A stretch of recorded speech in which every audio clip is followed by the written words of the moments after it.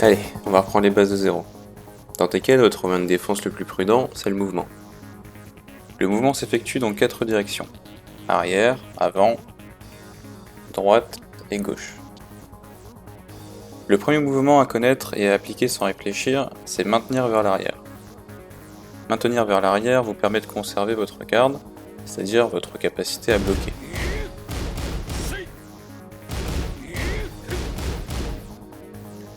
De base, même sans reculer, vous avez votre garde active. C'est la garde neutre, ou Neutral Guard. Mais cette garde neutre peut être désactivée sous 2 conditions. 1. Vous venez de subir une attaque. L'adversaire enchaîne suffisamment vite pour que la garde neutre ne se réactive. 2.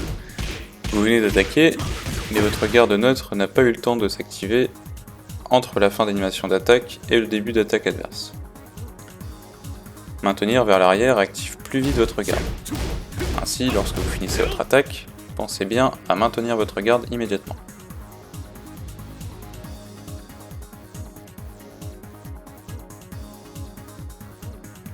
Hormis ce premier mouvement, tous les autres vont demander de réfléchir et d'avoir une raison de les utiliser. Le dash arrière, ou backdash, s'effectue en appuyant rapidement 2 fois sur arrière. On peut enchaîner les dash arrière sans problème. Le but du dash arrière, c'est de créer de l'espace dans l'espoir que l'adversaire effectue un coup dans le vide. On appelle cela provoquer un whiff. Whiffer, donc frapper dans le vide, c'est la chose la plus dangereuse que vous puissiez faire dans un combat. Parce qu'un joueur lançant une attaque dans le vide prendra plus de temps pour récupérer sa garde que si l'attaque avait à minima été bloquée. Dasher en arrière ne désactive pas votre garde, mais attention, je déconseille fortement de l'utiliser sans réfléchir après avoir frappé, comme la garde classique. Toutes vos attaques n'auront pas le même délai de récupération. Si votre timing après avoir frappé n'est pas bon, il se peut que votre dash soit effectué trop tôt ou trop tard et que votre garde neutre ne soit pas activée. Nous verrons plus tard des cas spécifiques où nous voudrions dasher en arrière après une attaque. Ensuite, nous avons le dash avant. Le dash avant permet d'approcher l'adversaire, mais il désactive votre garde.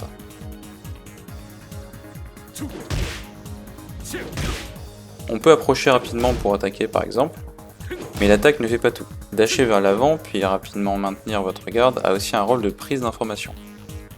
Comment l'adversaire réagit-il? Est-ce qu'il attaque? Est-ce qu'il s'accroupit? Etc. etc. Analyser son adversaire est important dans l'apprentissage.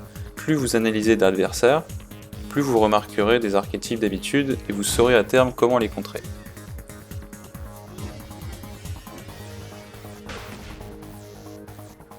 Tekken est un jeu 3D. Les pas de côté sont un élément essentiel du gameplay.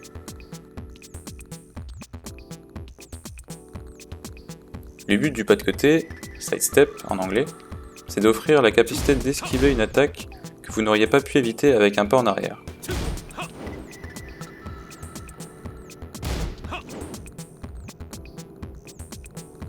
Tout comme le dash en avant, il vous rend vulnérable, notamment aux attaques à grande amplitude horizontale. On appelle ça des homing moves, ou attaques verrouillées, ou plus littéralement attaques à tête chercheuse. Mais encore une fois, vous pouvez annuler chaque mouvement vers un autre mouvement. On utilise le terme movement cancel. Il est donc prudent de maintenir arrière quand vous finissez un pas de côté. Mais si vous le faites trop tôt, votre pas de côté risque d'être trop court, ce qui retire l'intérêt de vouloir esquiver un coup. On effectue un pas de côté en appuyant une seule fois brièvement sur haut ou bas selon le côté que vous choisissez d'effectuer. Les pas de côté sont un sujet complexe avec beaucoup de subtilité. D'abord, le choix du côté est important. Certaines attaques ne peuvent pas être évitées d'un côté mais peuvent l'être de l'autre. Vous apprendrez que les personnages ont presque toujours un côté plus faible que l'autre, c'est-à-dire que leurs meilleures attaques sont souvent esquivables d'un côté plus souvent que l'autre.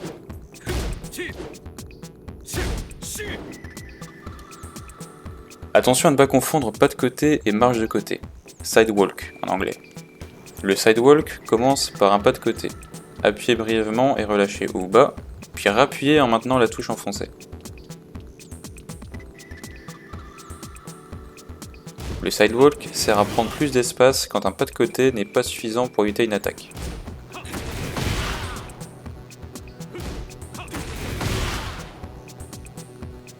Mais le risque, c'est que vous restez plus longtemps vulnérable, et potentiellement vous ratez l'opportunité de riposter à temps.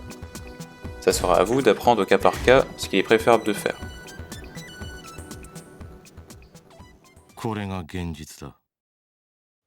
À la fin de cette vidéo, je vous propose de vous exercer sur les dernières notions apprises. À partir des paramètres par défaut du mode d'entraînement, allez dans les paramètres d'affichage et cachez données d'attaque du joueur, ainsi que données de frame joueur.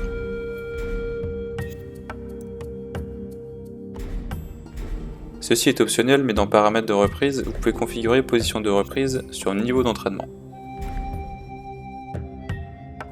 Dans paramètres d'entraînement, action de l'adversaire sur garde debout. Action après coup ou garde sur punition. 2 crans en dessous, paramètres de punition. Punition debout 1, choisissez attaque haute rapide.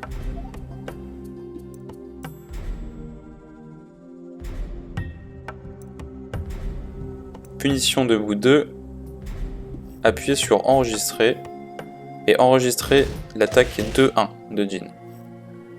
Donc, c'est l'enchaînement de triangle carré ou YX sur console. Punition debout 3, autre technique de punition 2. Punition debout 4, autre technique de punition 9.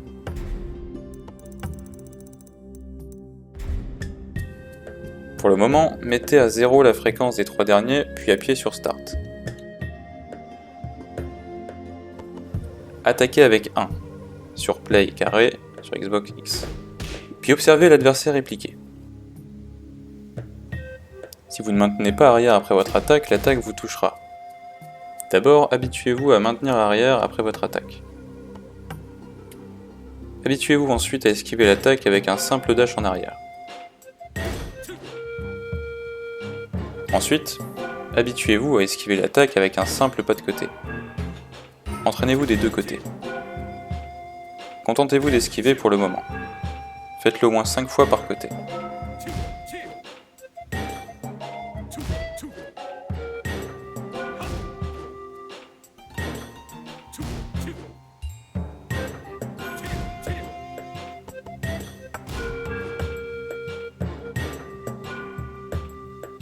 Appuyez sur Start, puis cette fois, le deuxième sur 1, le reste à 0. Cette fois, l'adversaire répond avec un enchaînement. Observez ce qu'il se passe si on se contente d'un pas de côté. Je suis touché par le reste de l'enchaînement. On appelle ça un enchaînement qui se réaligne. En anglais, Realigning String. Dans ce cas de figure, le pas de côté ne suffit pas pour toutes les attaques de l'enchaînement. Mais n'abandonnons pas si vite. Comme je vous l'ai expliqué, chaque mouvement peut se cancel par un autre, ce qui vous laisse le temps de bloquer à nouveau. Apprenez à maintenir arrière après un pas de côté, bloqué dans le bon timing, ni trop tôt afin de laisser le sidestep se faire, ni trop tard pour bloquer à temps. Appuyez sur Start, puis cette fois le troisième sur 1, le reste à 0. Cette fois-ci, l'adversaire répond avec une attaque basse. Backdasher semble ne pas fonctionner. Le coup a trop de portée. Le sidestep gauche ne fonctionne pas non plus. L'attaque couvre ma gauche.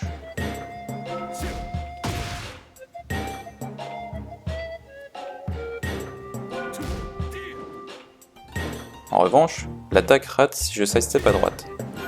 Notez que je sidestep et que je maintiens immédiatement ma garde. Prenez cette habitude. Les attaques basses sont bloquées en s'accroupissant. Mais il n'est pas simple de deviner quand une attaque basse aussi rapide aura lieu. Et s'accroupir trop souvent comporte de gros risques car les attaques moyennes sont souvent les plus puissantes.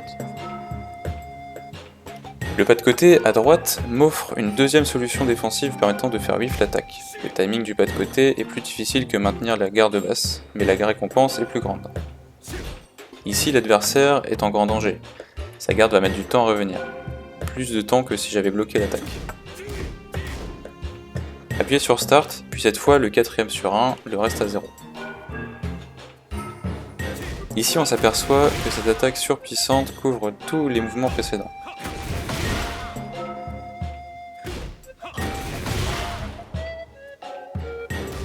On est sur un cas de figure où le sidestep ne suffit pas, tandis que seul le sidewalk à droite fonctionne.